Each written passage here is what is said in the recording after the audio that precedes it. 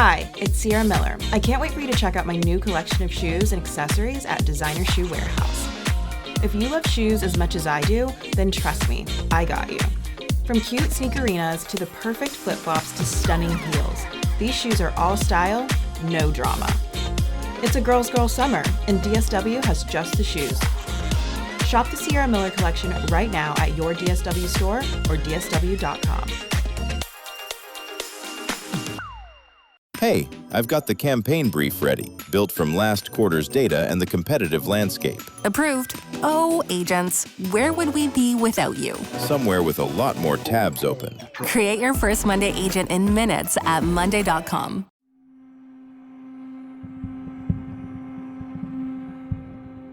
I'm Julie Murray, and this is Media Pressure, the untold story of Maura Murray. The following podcast contains adult language and potentially triggering topics. Listener discretion is advised. The opinions presented by my guest are their own. Episode 8. Engage with Empathy. We live in a world where people want to problem solve. We're uncomfortable with ambiguity. But what if there are no answers? No resolution? Imagine waking up every day with the looming sense of unknowing, and that unknowing becomes the only thing you do know, where the presence of the absence pervades all your waking moments. That's what it feels like to have a loved one vanish without a trace. It's a unique category of loss coined ambiguous loss by Dr. Pauline Boss, where ambivalence reigns and emotional closure is impossible. My family lives in a paradoxical state of grayness, where nothing is black and white, and the passage of time only darkens the shade. For families of the missing, time does not heal all. Quite the opposite. The deep personal impact of Maura's disappearance is nuanced for my family. It changed us, our outlook, our life trajectories in a moment. We all handled it differently in our own idiosyncratic ways. My dad's pain surfaced as frustration and drive. My siblings turned inward. I self-soothed with obsessive workouts. Here's my brother Curtis describing how it altered him. So you have a mother struggling, just diagnosed with cancer, you're 15 years old, you're just a kid, your sister's missing, we can't find her, and you're essentially one of the main caregivers for mom. And so you were trying to balance all of those things. How did you do that? I didn't really think about the weight of it all. It was just more of go into, these are the things that I need to do. And then I had to be there for my family because, as you know, we've always been taught family's everything. We've always been strong that way. We've always supported each other in every way we can. So I just knew that I needed to be the one to step up for her in those scenarios. And I never really felt like it was any kind of a burden or anything. It was just what needed to be done at the time. And it was just all that mattered. It also had a negative impact on your high school career. Can you talk about how being away affected you in terms of your progression in high school? Yeah, and a lot of that set me back because there were policies in place that revoked credits for certain days' worth of absences. So initially, I would have lost credits just for absences, but if I was able to catch up, I may have been able to retain those, but I was going through so much at the time with emotions, and I was out not just on the initial search, but multiple times. So it became almost insurmountable because being there for the searches and for family was more important to me than schoolwork or anything else at the time. So eventually I knew that I was not going to be able to graduate on time like I would have wanted to. And it eventually led to me going to a night school because it was very important to me to get a diploma, not a GED. And I left the school. I had to withdraw from Whitman-Hanson, which was very painful. I had a lot of friends there. And I ended up graduating a little ahead of my class through the night school because I've always been a fairly intelligent person, so I've always had tested well, and I had good MCAS scores and SATs and things like that. And I remember when I went to the night school and I walked into the reception to sign up, I remember this very distinctly. The woman looked at me, she's like, "So, Mr. Wizard, what the hell are you doing here?" Because I wasn't your typical night school applicant, I guess. But one of the most painful things about that was I had to watch all of my friends walk across the stage to graduate, and I wasn't part of it. I remember I left work, I was working at Shaw's at the time, and I told my boss that I was leaving. And because all my friends were graduating, I told them, "I'm leaving. If that's a problem, you can fire me." And I went to the graduation ceremony to watch them all graduate. And that was a very strange experience because I belonged on that stage. So one of the things that has surprised me about going through all of this is the way that time kind of warps the way you feel about a situation. During the initial searches, all I wanted to do was find Maura. I wanted to see her again. As the years have gone on, and I've confronted this, now I am 100% convinced that Maura is gone. But the thought of seeing her now, out there somewhere, to see her, is actually, it petrifies me. Because the only thing that I want is the best for my sister. I want her happiness. And if I saw her, what am I supposed to do with that? How am I supposed to react? And it really, I shouldn't be afraid to see my sister, but at this point, I am. And time does weird things. And that's been one of the biggest impacts, is living with that.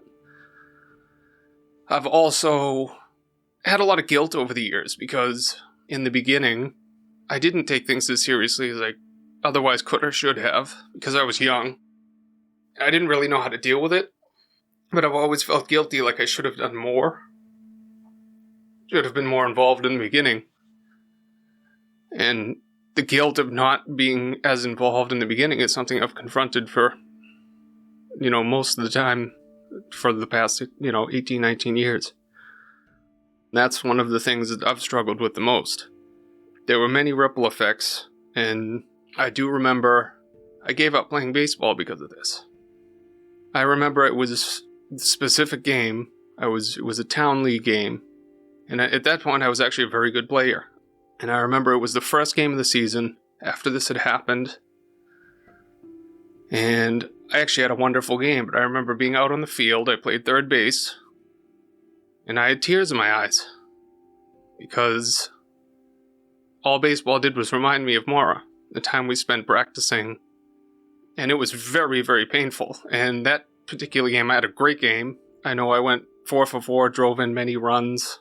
It was, I was a good player, but at the end of the game, I remember walking to the coach and telling him I wouldn't be back. And I have yet to this day pick up a baseball glove again. Wow, I didn't know that. Yeah, Mom was with me that day. And I told her, I was like, I'm not playing again. I couldn't do it. Yeah. And that was the reason. It was just too painful. That's when it all started to hit me, is how much life had changed, and it was very, very difficult. You're making me cry. I knew you would. Yeah, that's what I'm good for. But it's the truth. Most people don't know about that. I was giving up baseball, because I loved it. Yeah. It just wasn't the same. Yeah. People don't understand those small little things that happen when you're thrust into a situation like this, where you have a piece of you torn away, and it takes so much else with it that you don't even expect. Like, why does baseball, or why could you not play baseball again? It just affects you in so many ways, and in ways that you're just not prepared for. Yeah. It just leaves a hole. There's always something missing. Not having the closure, there's just always something missing. And, our lives are irrevocably altered by this. I mean, we spend so much time devoting ourselves to just finding more, and our lives are so different because of it. It has brought us closer in ways, but it did change our whole family dynamic. We've become stronger, and I am very proud of the way we conduct ourselves through all of this. I thank God that our family is as close and as well-knit as we are, because without those connections and without that strong family bond, we never would have survived this. We will not give up. We can't give up, and it has given us a strength and a resilience that I think we may not have had otherwise. One thing I think about when people say, how do you keep going? That question confuses me, because I know that if you or I were missing, Maura would be sitting here doing exactly what we're doing. She would probably be doing it much better. She did everything better. I know. So when people ask you that, how do you keep going? Do you get that same sense of just bewilderment that I get? Yeah, it's the better question for me is, how could I not? Not keeping going and not searching and bringing this thing to a conclusion is not an option. It's just, Maura's too important. It's at the core of who we are to do right by our family. Can't just let it go. Maura wouldn't let it go. And like I said, I'm so thankful that we have that strong sense of family and that determination, because Maura deserves nothing less. And she would give nothing less. Exactly, yeah. Insurance isn't one size fits all. That's why customers have enjoyed Progressive's Name Your Price tool for years now. With the Name Your Price tool, you tell them what you want to pay, and they'll show you options that fit your budget. So whether you're picking out your first policy or just looking for something that works better for you and your family, they make it easy to see your options. Visit Progressive.com. Find a rate that works for you with the Name Your Price tool. Progressive Casualty Insurance Company and Affiliates. Price and coverage match limited by state law. Hi, it's Sierra Miller. I can't wait for you to check out my new collection of shoes and accessories at Designer Shoe Warehouse. If you love shoes as much as I do, then trust me, I got you.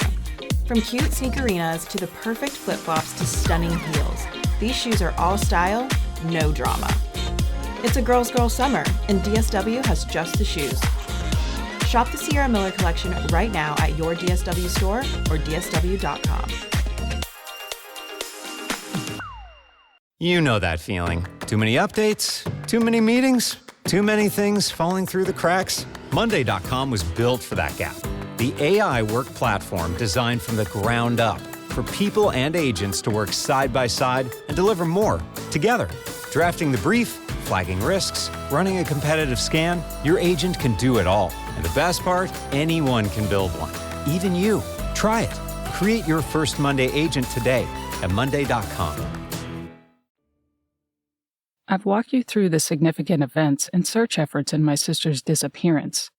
If you find yourself left with questions, you're not alone. We still have many. See, until we find Maura, it's hard to say what happened. However, I will say the overwhelming consensus within my family is she was met with foul play at the hands of someone who did her harm. The fact nothing has ever been found, combined with the lack of credible sightings, bolsters this belief for us. Sadly, it's the worst possible outcome for Maura and those who loved her. It's unbearable to think about, but we have to live in reality.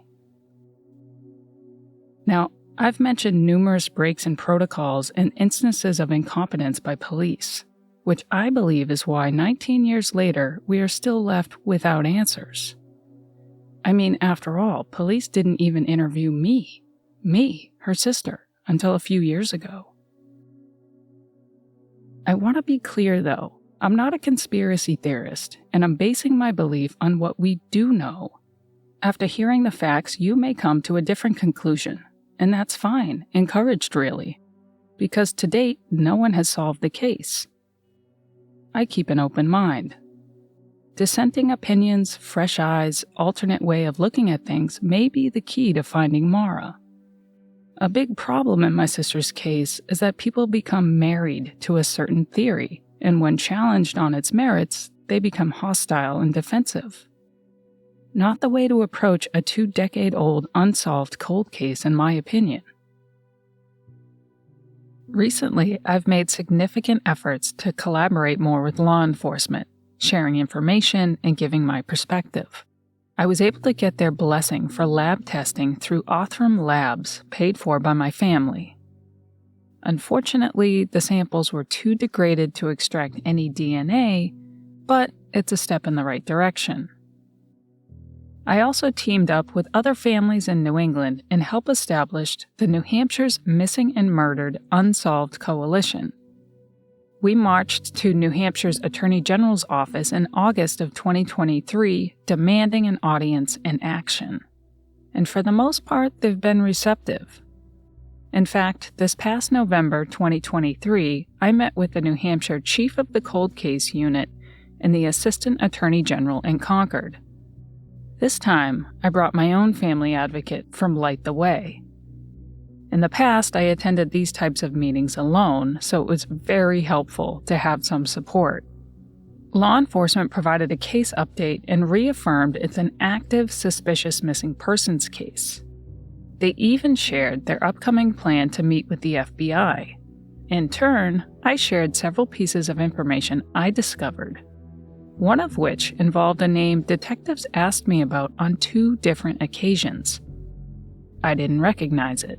So with some help, I did hours and hours of research and figured out that the name they asked me about was actually an alias, unbeknownst to them and me, of course. There was an anxiousness in the room as I went page by page on what I found. I could sense they were as shocked as I was. Some pretty troubling stuff. My point is that a more collaborative relationship could be the key to solving this. Leaving that meeting, I got the sense they felt the same. It could also be just wishful thinking on my part, but time will tell. We'll meet again in the spring. Switching gears a bit here. Now I want to share the gut feelings from my family and guests on what they believe happened. Here's my brother Curtis. I think Maura was taken. I think she most likely got in the car with the wrong person, and nothing good came from that. You know how close we are. Maura would not just leave and leave us struggling open-ended like this. She wouldn't let us suffer like this. I think that Maura met the wrong person, that person abducted her, and she is most likely dead now. Freddie also suspects foul play. I sometimes go back and forth about my ideas of what most likely happened. I know it was foul play. That is not even a question in my mind. I tend to think she got picked up by someone. Maura was very trusting, naive in a way in certain situations.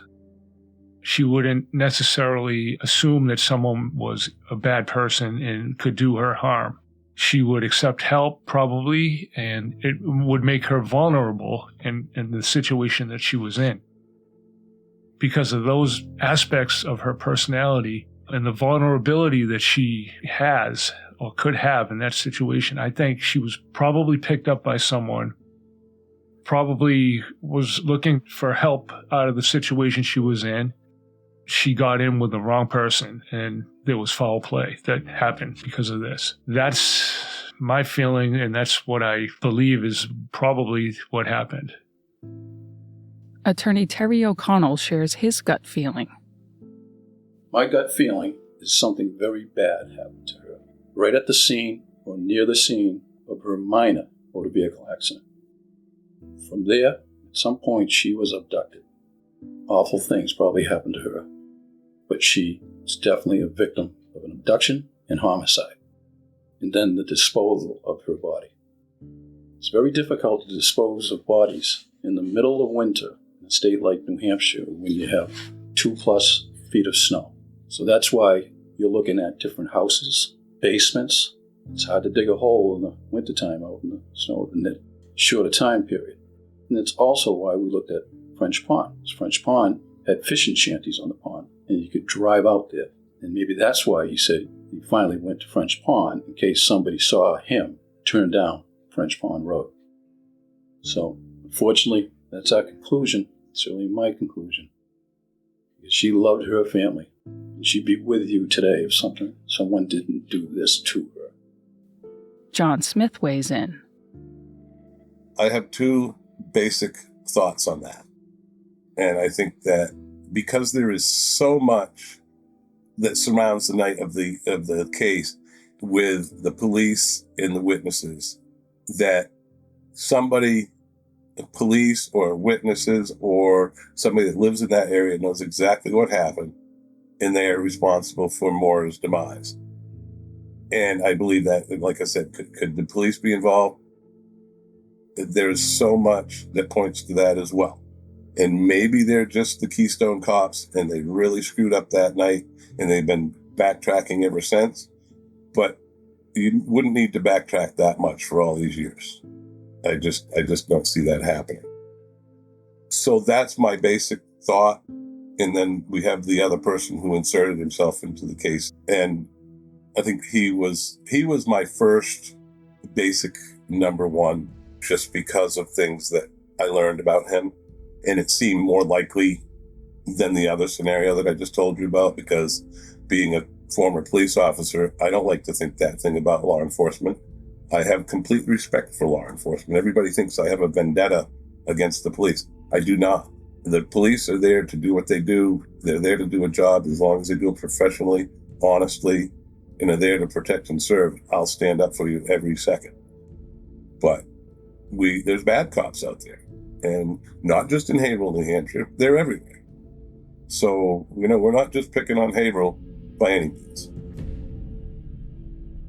Based on what you've heard so far, it's pretty obvious how my dad feels.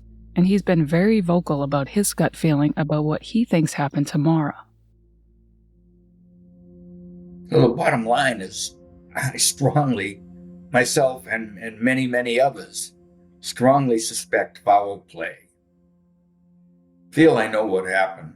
Actually, what bothers me the most, because that's so unnecessary, is that there's a property where many individual cadaver dogs with individual handlers for each one from all over the place have been to this location and established positive dog hits done by a variety of people.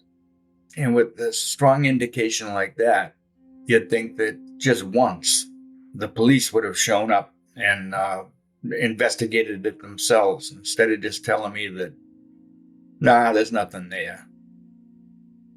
What are cadaver dogs talking about then with all different handlers? It needs to be looked at. Just look how they handled the Trish Haynes case. What's going on up there? So, even with the Connecticut River Valley killer, that hasn't been completely followed up. I think it's another example of the fact that there can't be any crime in vacation land.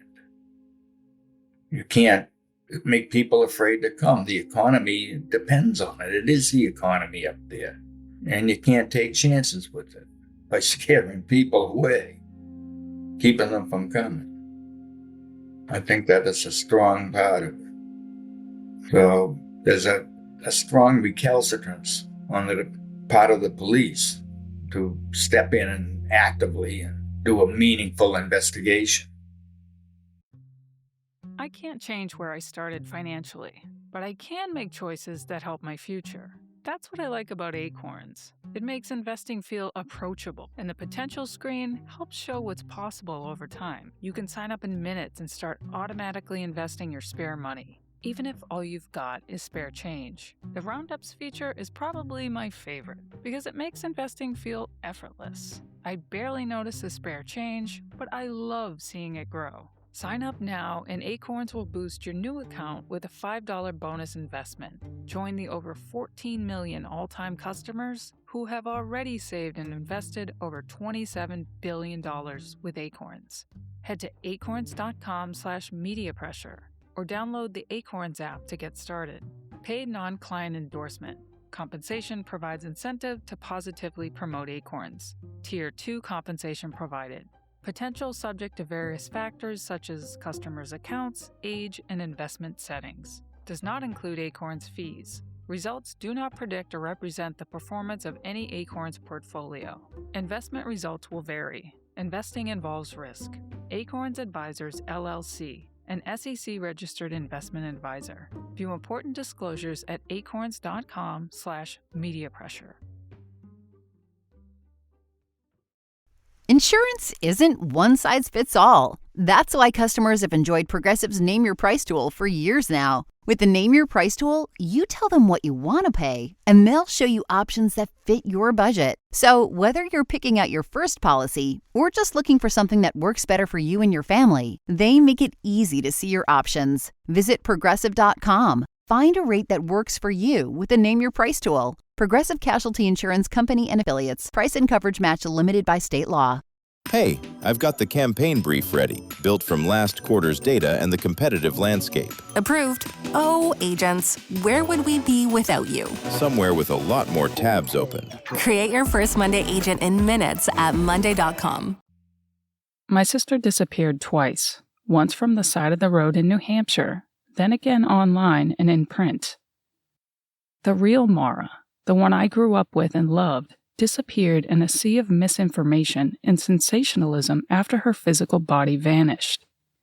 Maura's case is often referred to as two mysteries. Where was she going and what happened to her? In the aftermath of her disappearance, my family is left with two tragedies: Maura's disappearance and the constant re-traumatization, leaving my family shattered. For us, the damage is done. But I don't want to see other families go through what we have. And if speaking out about it, as painful as it is, gives people pause when consuming and creating content, then I've made progress towards that goal. I owe that to Maura. Media pressure, the namesake of this podcast, is sometimes the only tool families like mine have in order to keep our loved ones' stories alive. It's a double-edged sword, though. On the one hand, it's unmatched for spreading awareness and keeping pressure on public officials. On the other hand, vulnerable victims and families become sitting ducks for vicious attacks and widespread misinformation. The very families advocating become the targets and subsequent subject matter for sensationalized fodder online and in print. Families don't ask for these tragedies. Trust me, I would much rather be living my life privately and not airing my trauma journey online. But I have no choice. No way out. And that's what motivated me to tell this story in the first place. In my own words, knowing full well the consequences of speaking my truth. Sharing our lived experiences will undoubtedly result in additional attacks, criticism, and litigious threats. But for me, it's about doing right by Maura, and worth it. So many others have co-opted my family's tragedies for their own purposes, the majority of whom only want to help. Others have very different goals, and it's not hard to distinguish between the two. All you have to do is pay attention to the retaliation I receive from just telling my own sister's story. One of the most painful examples of how the unethical coverage impacted my family is what it did to my late sister Kathleen. Her private struggles with addiction were flippantly used as true crime content, without context, without consent, and without compassion. She was embarrassed, ashamed, and further withdrew from society until her death in 2021. Publicly discussing specifics about her struggles years after Maura's disappearance had no journalistic purpose and did nothing to further Maura's case. It did, however, cause irreparable harm to someone already coping with the unbearable, unresolved loss of a sibling. My family has repeatedly been called suspicious, liars, accused of horrific things, accosted at home and at conventions, mocked at vigils honoring Maura. Mocked at vigils because we didn't respond the way a stranger deemed appropriate. My dad's personal cell phone number posted online, strangers knocking on our doors.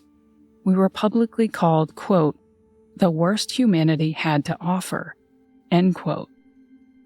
We had to defend against negatives, insinuations of sexual abuse, impropriety, and even criminal behavior.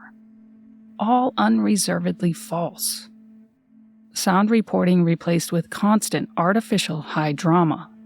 And to rationalize the exploitation, Maura is dehumanized and used as the proverbial doormat for salacious clickbait. My family cast as villains in our own tragedy, These attacks hurt, and with each new attack, the healing process begins anew. You have to ask yourself why. I think the answer is pretty obvious. Maura herself has become public property, a content-generating machine. Her humanity stripped away in the process, armchair diagnosed as a sociopath without a shred of support. It's to the point where I don't even recognize the character that was created. That's not my sister. Did she have flaws? Of course, but she wasn't a sociopath or monster. Neither is my family. We wear the emotional scars caused by these unethical tactics that have inflicted everlasting harm on us. The real humans at the center of this tragedy, the ones with the most at stake. Scars stealth deleting can never heal.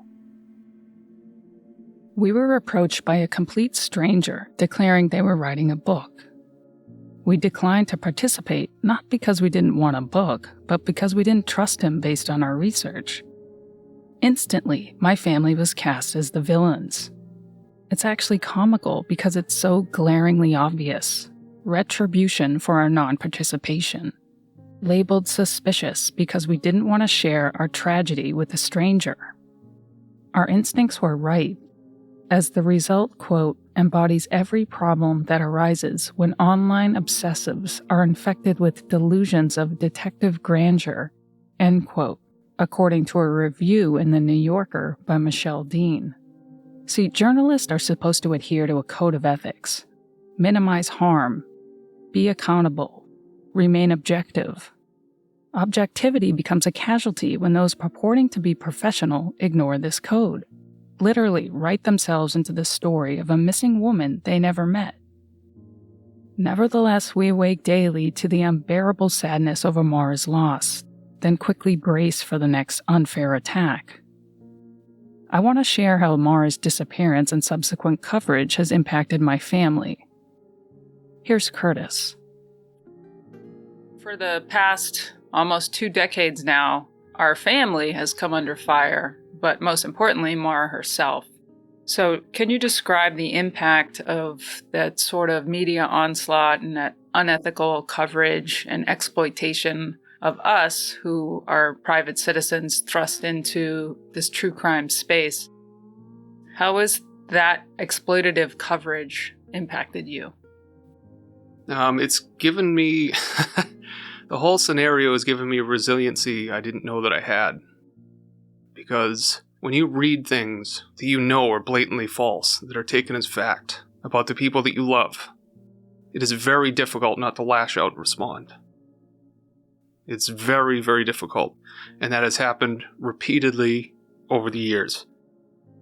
It's hard to stifle it, the urge to just defend, but it almost gets to a point where it's not worth it. Because if you expend all your energy trying to defend yourself, you lose sight of what's most important, which is to bring Maura home. As a family, we came together and decided that our azimuth is strictly pointed towards finding Maura, and that is our number one mission. And despite all of the distractions and the easy road, which would be to lash back out at some of these horrific accusations, insinuations levied upon our family, we decided that we weren't going to waste our energy on that, and we've always taken the high road. What do you think Maura would think of our reaction to the horrific accusations and insinuations? What do you think she would want us to do? Well, I know Maura wouldn't want us to waste our lives being upset. She wouldn't want us to harbor anger and to let it eat away at us. Like, for me personally, my reputation is of no concern to me. The most important thing is to find Maura. Because she's, my sister. That's the only thing I care about. I know that Maura would not want us to be in a constant state of battling and always have conflict. Because she was a fun-loving, very happy person, and she would always want the best for us. We always want the best for our family. She would want the best for us, and to waste our time and energy on conflicts over that, I don't think is something she would want us to do. I agree. And it's not easy. No.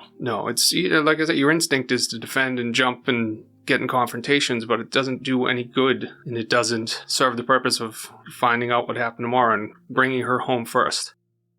And that has to be the priority, is to find Maura first. Anything else is secondary to that. And we have, as a family, certainly been challenged more so than other families in similar situations. And I'm proud of the way that we've handled ourselves and maintained our focus. I mean, you and I talk about all the different things that we want to say and rebuttals that we want to make, but at the end of the day, we decide this is not the best use of our time for Maura. Yeah, and one of the difficult things is sometimes our lack of response or our silence is twisted into a controversy, when really what it is just maintaining our focus. It's almost seems to be perceived like we have something to hide, but we don't have anything to hide. We're just trying to find Maura. And to distract ourselves from that goal isn't productive. It doesn't do any good. And to engage with people who want to take advantage of this situation monetarily or for attention, it just isn't worth the time. And I want to put my time into what's important, and that is Maura. Freddie is a private person, choosing not to venture into the online mud pit. Even so, he still feels the pain of the destructive coverage. The people online are, to me, infuriating because to a lot of these people, it's entertainment. It is a hobby, I guess, or a pastime. And I understand that a lot of these people might be motivated to try and help, but some of them are not. Just in it to, I don't know how to describe it, but to cause misery. It's not the kind of thing that people should use for their entertainment. If you want to help, that's great, and we appreciate it and will always accept someone's help. Just causing controversy and harassing people, and some of the things that were done online, some of the things that were said about my family, everyone in my family, are just horrific. I think unforgivable. Has that negative coverage influenced your decision to not be as public? I think it might have something to do with it, yeah. Other people in the family are better at the public aspect of it than probably I am, and so I never tried to get attention or seek out media, or I will do whatever I can do to find Maura. I feel like if being in the spotlight more, if that would help, I would do it. Now, my family aren't the only ones to suffer from the intrusive, unethical coverage. I get it. People need to be looked into. But at what cost? What's the intention?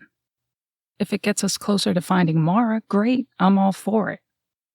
But there's a difference between publishing unflattering information that's newsworthy versus unflattering information with no journalistic purpose.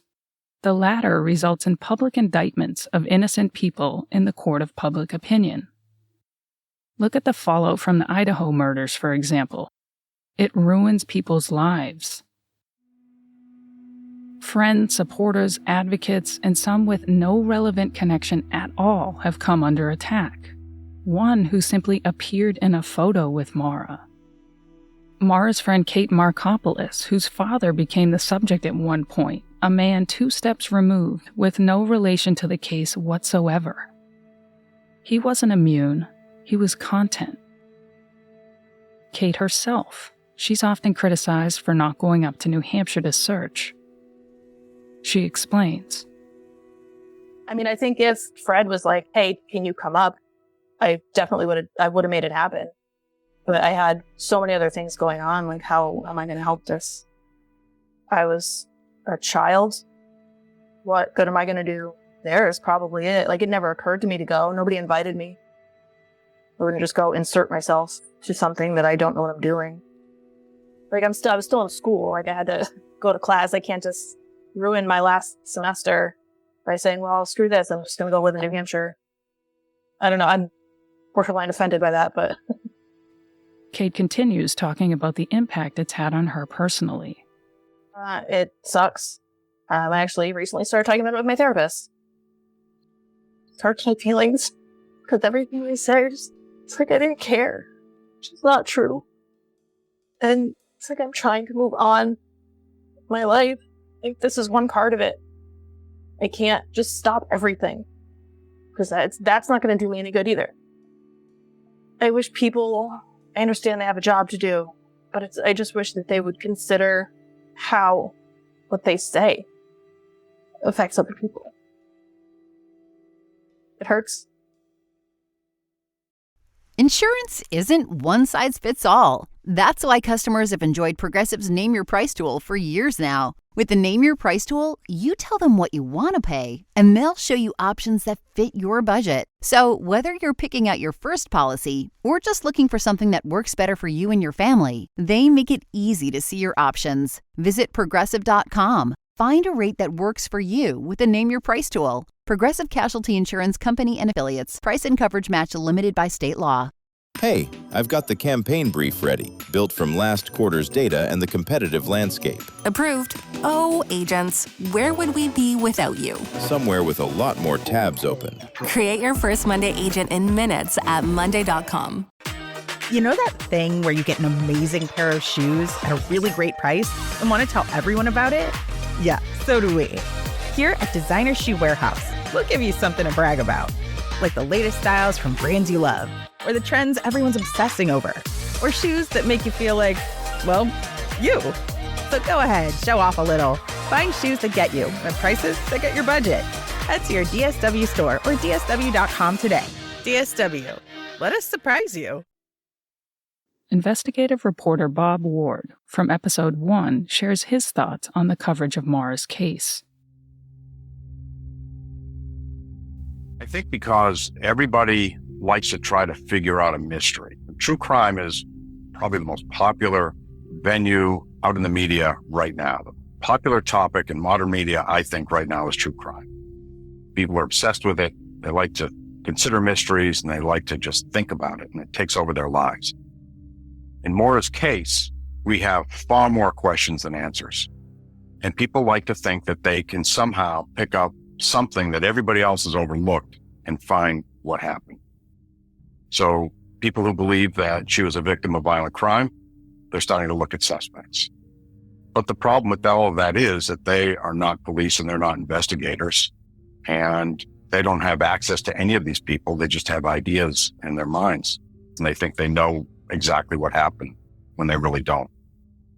And I think the longer that Maura is out there and the longer that we don't have answers and we don't know what the investigators in New Hampshire know, if they know anything, the more attractive this is to people who think they can figure it out on their own. And unfortunately, some of that digging, or a lot of that digging, can be very hurtful for an investigation and for the family too. With Maura's case, what makes Maura's case different is Maura is still not here. So people think that the family is hiding the truth, New Hampshire State Police are hiding the truth, or somebody in that neighborhood where it took place is hiding the truth. And a lot of times I've seen these people get very upset and angry, and it's almost like a religion to them. They feel they know something that nobody else does, and they're hell-bent on trying to expose something that's not there. And so Maura's case is unique in that way, with this kind of attention. I mean, really, when I stop to think about it, how many miniseries or docuseries and articles have I read about Maura, each one of them pushing a different theory, and none of them have been accurate. What I try to do, main guiding point for me in my dealings with you and your family and in other cases, is I keep the victims in front of me. These stories are not really about a cop trying to find a bad guy. It's really trying to find out what happened to the victim and how this impacts the family. So I have to use the victim as my guide. You know, Maura Murray is the one this happened to. As a reporter, the story is what happened to this person, and then it springs out from that point. And I try to keep that forefront of everything that I do. Yeah, that's beautifully said. I preach victim-centered all day long, everywhere I go, when I do these conferences and speeches, and when I talk to reporters, is this item that we're talking about, this story that we're talking about, is it going to further the case? Is it going to help us find Maura? If it's not, then why the hell are we doing it? I would just say the criminal justice system that we have is imperfect, but it also many times steamrolls over victims. Whether in this case or in other cases that get to court, the victims get pushed right over to the side. Always. The families get pushed over to the side. Victim-centered, very important for the media, and I think very important for law enforcement and for the public. Just keep in mind, what we're talking about here. Maura Murray is not a fictional character. She's a real person, and your family are not historical characters in a fictionalized novel. You're real people. You should do these stories only when you think that it's going to somehow advance the story. So in this particular case, what you and your family have endured is terrible. Bad enough you're dealing with the fact that Maura's been missing for almost 20 years. That's number one. And not that she's no longer presently with us. You know where she is. You can talk to her. You don't know what happened, and neither does anyone else. I can't imagine what that must be like. And if you're having people coming up with their own theories or law enforcement, putting up a stone wall, some of that you have to expect because it is an open case, but it's frustrating. And you're on that side of this. This did happen to you. She was your sister, and you deserve answers. And you don't need any of this sideshow circus that is happening here. That's why it's important that you tell the story. You know that thing where you get an amazing pair of shoes at a really great price and want to tell everyone about it? Yeah, so do we. Here at Designer Shoe Warehouse, we'll give you something to brag about. Like the latest styles from brands you love, or the trends everyone's obsessing over, or shoes that make you feel like, well, you. So go ahead, show off a little. Find shoes that get you at prices that get your budget. Head to your DSW store or DSW.com today. DSW, let us surprise you. Insurance isn't one size fits all. That's why customers have enjoyed Progressive's Name Your Price tool for years now. With the Name Your Price tool, you tell them what you want to pay, and they'll show you options that fit your budget. So whether you're picking out your first policy or just looking for something that works better for you and your family, they make it easy to see your options. Visit Progressive.com. Find a rate that works for you with the Name Your Price tool. Progressive Casualty Insurance Company and Affiliates. Price and coverage match limited by state law. I can't change where I started financially, but I can make choices that help my future. That's what I like about Acorns. It makes investing feel approachable, and the potential screen helps show what's possible over time. You can sign up in minutes and start automatically investing your spare money, even if all you've got is spare change. The Roundups feature is probably my favorite because it makes investing feel effortless. I barely notice the spare change, but I love seeing it grow. Sign up now and Acorns will boost your new account with a $5 bonus investment. Join the over 14 million all-time customers who have already saved and invested over $27 billion with Acorns. Head to acorns.com/mediapressure or download the Acorns app to get started. Paid non-client endorsement. Compensation provides incentive to positively promote Acorns. Tier 2 compensation provided. Potential subject to various factors such as customers' accounts, age, and investment settings. Does not include Acorns fees. Results do not predict or represent the performance of any Acorns portfolio. Investment results will vary. Investing involves risk. Acorns Advisors, LLC, an SEC-registered investment advisor. View important disclosures at acorns.com/mediapressure. I could fill up 10 episodes outlining the additional trauma heaped on top of my family and those trying to help, but that would also do nothing to help further the case. Instead, I want to combat it by providing better information. As I close this season out, I can say it's been one of the most challenging yet rewarding efforts of my life, and one Maura deserves. Before this series, I kept coming back to the same question. Whose story is it to tell anyways? It's Maura's. And in her absence, who better to tell it than me? I can't say I was fully prepared for how much suppressed emotion it brought to the surface. Sitting with my dad and brothers weeping feeling the shared grief which is still palpable nearly 20 years later was more impactful than I ever imagined. Revisiting those intricate details of her case was like resetting a misaligned bone fracture. It hurt, but it was necessary for proper healing. It confirmed the depths of the wounds that have scarred over but are still very much there for everyone in my family. Doing so on my own terms, providing context and nuance to each detail, was far less triggering than passively listening to a stranger do it. It finally gave my family and I that sense of agency we desperately wanted. That's where my call to action comes in. In my nearly 2 decades of lived experience in this space, I've noticed a gap between true crime creators and consumers and the real humans at the center of these tragedies. It's that gap that allows these tragedies to be treated as passive entertainment with layers of exploitation and sensationalism. I believe the bridge to that gap is empathy. It's a superpower, and at present, our society, and especially the true crime space, has an empathy crisis on our hands. So, in 2022, I launched the Engage with Empathy campaign to dampen the voyeurism and replace it with an approach that's more sophisticated than the one staked entirely on sensationalism or pure entertainment. I also wanted to shed light on what it feels like to be thrust into the middle of a real-life tragedy. I have a ton of lived experience to share and mistakes to learn from. Empathy has helped me in that journey. It's what connects us as humans. It's often blurred with sympathy, but there is a distinction. Victims and families aren't asking for pity or woe is me. We want understanding and connection. We want and need empathy. The true crime genre exists because of our real-life tragedies, and there's an inherent responsibility to approach them with care. The pillars of the campaign. C. Centering the victim, balancing public interest with the potential harm. A. Avoiding harmful speculation. Listen, consumers drive the true crime industry, so vote with your clicks.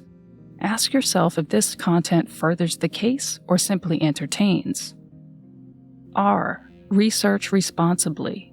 Be critical and curious of content, veracity of sourcing, and do not accept subjective interpretation as indisputable facts.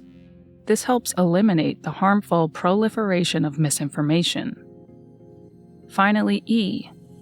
Engage with empathy. Victims and families did not choose these tragic paths. Engaging them with a level of sensitivity is crucial in order to prevent exploitation and unfair public indictments of innocent people. Everyone in my family, especially Maura, has been hurt, exploited, and re-traumatized by people who did not engage with empathy. I can't change what's happened to my family, and harboring ill will doesn't solve the greater problem. That's why our approach is to treat people with respect, listen, and engage with empathy. I encourage you to do the same. Raising awareness is the best thing for missing and unsolved cases. However, sidelining ethics for dramatic effect does more harm than good. Please visit our website, mauramurraymissing.org, to learn more about the Engage with Empathy campaign and how you can help. My hope for this season was for people to walk away with a better sense of who my sister really was, and a better understanding of the people most impacted by her disappearance. I hope I accomplished that. I want to thank all my guests for being brave enough to share their experiences. I was both humbled and inspired by their vulnerability. Huge thank you to Sarah Turney. She is revolutionizing the true crime space, putting victims and families at the center, giving them agency over their own stories. She once told me, "I love you and I wish I never met you." Same, Sarah. Most importantly, Maza. I miss you something terrible, as Mom would say. I hope I made you proud in telling your story. I don't know where you are yet, but trust me, we're not giving up. I love you. Finally, I know I threw a ton of information at you, and I'm sure you have questions.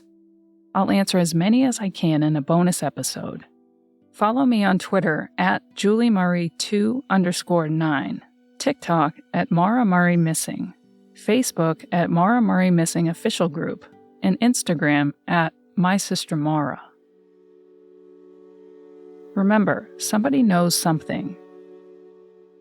The pressure's on.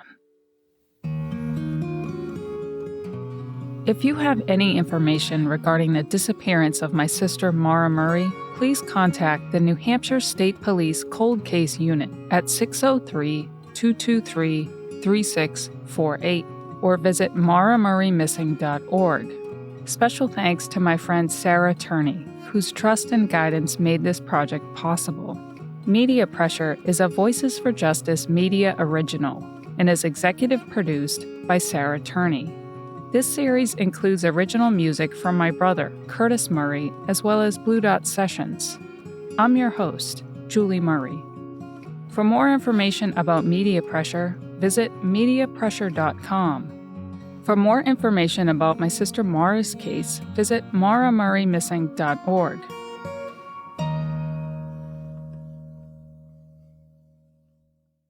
You're listening to this podcast, so I know you've got a curious mind. Here's a helpful fact you may not know yet. Drivers who switch and save with Progressive save over $900 on average. Pop over to Progressive.com, answer some questions, and you'll get a quick quote with discounts that are easy to come by. In fact, 99% of their auto customers earn at least one discount. Visit Progressive.com and see if you can enjoy a little cash back. Progressive Casualty Insurance Company and Affiliates. National average 12-month savings of $946 by new customers surveyed who saved with Progressive between June 2024 and May 2025. Potential savings will vary. You know that feeling. Too many updates, too many meetings, too many things falling through the cracks. Monday.com was built for that gap. The AI work platform designed from the ground up for people and agents to work side by side and deliver more together.